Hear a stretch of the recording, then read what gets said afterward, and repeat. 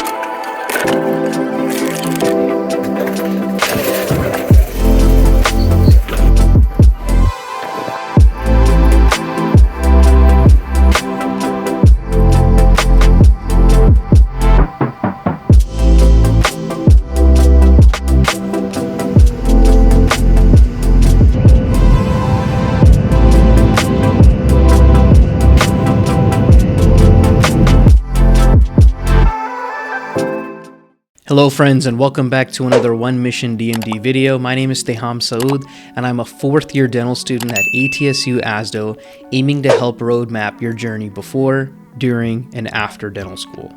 I'm currently in Manitowoc, Wisconsin, which is a suburb 1 hour north of Milwaukee. This was my second external rotation where I was able to rotate through. This was a great learning experience for me as it allowed me to improve my skills, improve with efficiency, and the speed with various procedures. Now, if you're new here, being a student at ASDO, in the 4th year, we're getting the opportunity to rotate at different clinics across the country. Now, it's not just any clinic, it has to be a federally qualified healthcare center, which would essentially mean that it's a community clinic offering care to the underserved and uninsured patients in the community. From seeing a maximum of 2 patients a day in dental school clinics, we're able to see up to 8 in these rotation sites that we're able to rotate at. So this is a huge shift. Dealing with 2 patients a day to about 8 patients a day, it really teaches the students what the real world is going to be like and how you have to just continuously improve on your skills every single day to be a better dentist, to be able to serve the community at large. Speaking of the real world of dentistry, check out our new podcast series, The Real World, where we talk about things dental school simply can't prepare you for and how the real world of dentistry truly is outside of the student environment. Now, I'm new to this whole podcast game, so I'd appreciate if you guys let me know what you think. And if you have any ideas or suggestions for future content, let me know. And definitely leave us some reviews on Apple, Spotify, Google Podcasts, wherever you listen to your podcasts. We really appreciate it. So my first day at the clinic, I was welcomed by pretty much all the staff, from the medical professionals to the dental professionals to the administration. Everyone was super nice and welcoming. And then when I entered into the office area for the dental side, I saw a frame with my school's name on it and just, showcasing how this clinic was partnered with the school as a teaching environment for students to learn from. So that was really encouraging to see and just really cool to see how the school actually partners with so many of these clinics across the country, and people from ASDO actually visit these clinics to make sure that it can be a good fit for students to really learn from and get some real world experience. So I'm going to take you with me and show you how my last day at the clinic was and what I actually did.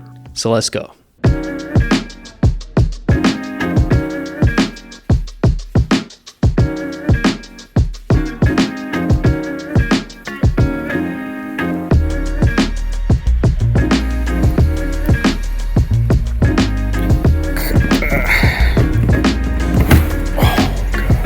This was in the trunk, still frozen, overnight.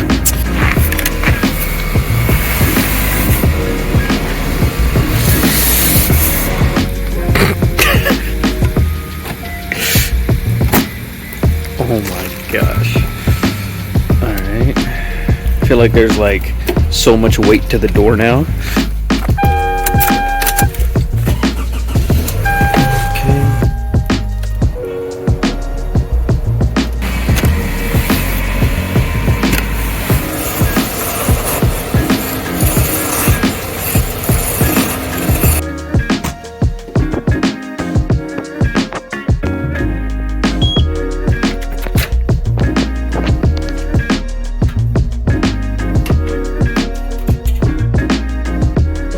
Alright, so that ends the morning session of clinic. I was able to see 3 patients in the morning. 2 of them were a couple restorations on both, and the 3rd patient was for a couple extractions. So I'm glad that they kind of mix different procedures for me so that I can kind of get the most experience possible. I haven't been able to get root canal or crown experience on these rotations, which is a bummer, but you know, my prior rotation I was able to, and it looks like my next rotations I'll get some good experience with that, so it's no big deal. Okay, so what made this extraction really interesting was that it ended up going towards a surgical extraction. So what a surgical extraction pretty much is that, you know, you just have to end up using the handpiece to either, you know, go through the bone a little bit or to section the teeth. So not only was this my second surgical extraction, but it was my first time that I had to actually section the tooth. Now, why did I even have to section the tooth? And I'll give a little picture for reference online that I found. So basically, when you don't have enough coronal tooth structure for any of the extraction instruments to kind of hold on and latch onto, you kind of have to make artificial purchase points for the instruments to go up against, so you can have good anchorage against an opposing structure so you can get whatever part you need out. So if you're working with the molar, which is what I had to do, I think it was a number 30 or 31, I was, you know, taking the handpiece and sectioning it buccolingually on that molar. There's barely any coronal tooth structure left, so essentially you're having to make this access for, you know, your periosteal, your elevators, and your forceps to really be able to go into and get whatever you need to get out. So essentially, if you're working on a molar, you have to, after you section it, you take out each root individually. So it can take a little longer, but it's kind of the only way to really take out the tooth that you need to get out, especially if there's an infection and you don't want that to get worse by leaving that tooth in there. So it was a really good experience. I was able to section the tooth. I was having some problems getting the initial root out. So then my director showed me a really interesting elevator, which I hadn't really seen before. It was such a small elevator with the small end. I'll put a picture of it here, but that was just amazing. Like, you know, there's times where you can't really elevate a tooth out properly because of lack of adjacent teeth, or just if it's super back.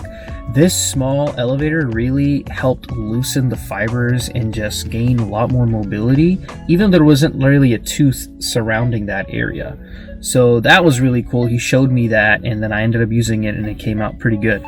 You know, class 2s, they're pretty involved. They take some time, and you have to make sure you're doing everything right to be able to get a good restoration on there. So, you know, prior to my rotation experience, I'd always used the 330 carbide, 330 diamond, but after coming to these FQHC clinics, I honestly stopped using them. I only use them at the end if there's like this one small spot I have to get to, but man, when the decay is just so deep and like going almost cervical, and there's just so much extensive decay, it just takes forever. You're gonna be prepping for like half an hour if you're only using a 330. So I started using the cylinder burrs now. They make them in carbide and diamond.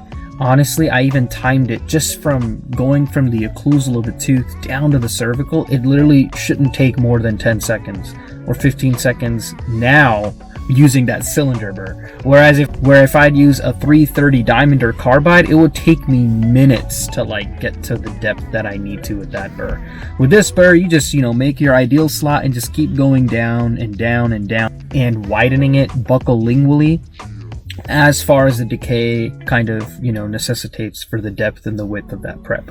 So I honestly think that I'm never gonna use the 330s anymore. Like I said, unless there's like a finish line that I need to get to, or if I need to break the contact a little bit more, then I'll use the 330. But I never start any class 2 preps anymore with the 330 because they just take forever. So I think that's something that I definitely got from here, and it's been really improving my skills, I've noticed, especially in cases where there's like 2 class 2 restorations adjacent to each other interproximally. Just taking that cylinder burr, and if the depth of your slots are the same for both teeth, you literally just go from one tooth to the other and just make a even slot depth and width, and it just makes it so much easier. So, you know, doing that has really helped me a lot. I've been improving a lot. I've noticed my speed has been getting a little bit better, my efficiency, and I pretty much know now when I have a band on the tooth and I'm restoring it, that is this going to be a good restoration before I even cure it. If I feel like there was some part that's open or something that wasn't probably sealed before I cure it, I honestly just take that composite out and I do it again, because curing your composite and then fixing it is way harder than just taking that uncured composite and doing it again. So that's kind of how the morning session went. I'm just going to go back to the hotel, get some lunch, and then come back for the afternoon session.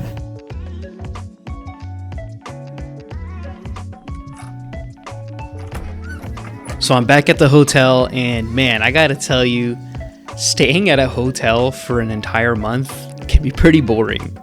Don't get me wrong, this hotel is absolutely amazing, and I'm really thankful for the rotation for being able to provide such amenities for ASDO students. But you know, if you don't really know people in an area, it can be kind of, you know, mundane, honestly. I'm so glad that I was able to spend time with people at the clinic, get to know them, and, you know, just go out and chill and hang out.